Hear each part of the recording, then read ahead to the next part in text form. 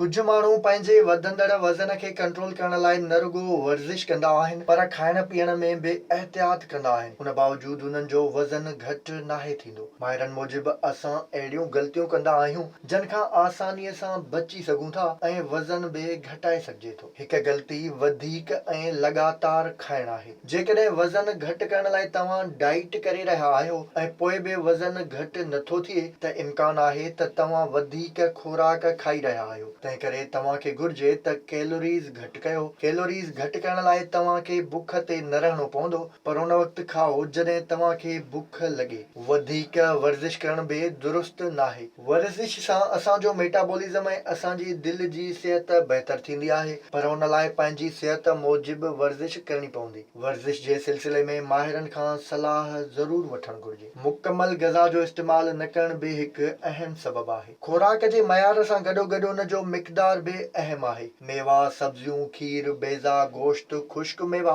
ग़िज़ाइयत सां भरपूर हूंदा आहिनि ऐं उन्हनि सां जिस्म जी वाध वेझ थींदी आहे ऐं इंसान पाण खे तंदुरुस्त महसूस कंदो आहे। उन जी भेट में मार्केट में पैकिंग में मौजूदु खुराक ताज़ी खुराक जीअं सेहतमंद नाहे हूंदी। प्रोटीन जो मुनासिब इस्तेमालु करण बि ज़रूरी आहे। वज़न घटि करण लाइ प्रोटीन हिकु अहम खुराक आहे। ॾींहं जी शुरूआति नेरनि सां थींदी आहे ऐं जेकॾहिं उन में प्रोटीन सां भरपूर ग़िज़ा वरिती वञे त सॼो ॾींहुं इंसान खे बुख महसूसु नाहे थींदी। मुनासिब आराम न करण बि मसइला पैदा करे सघे थो। वज़न घटि करण लाइ मुनासिब आराम बि इंतिहाई अहम आहे। जेकॾहिं असांजी ज़िंदगी मामूल मूजिबि हूंदी त असांजी सिहत बि बहितर रहंदी। घणी देरि ताईं कमु करण ऐं आराम घटि करण सां बि सिहत जा मसइला थींदा आहिनि। विज़िट कयो अवामी आवाज़ मीडिया ग्रुप जी वेबसाइट awamiawaz.pk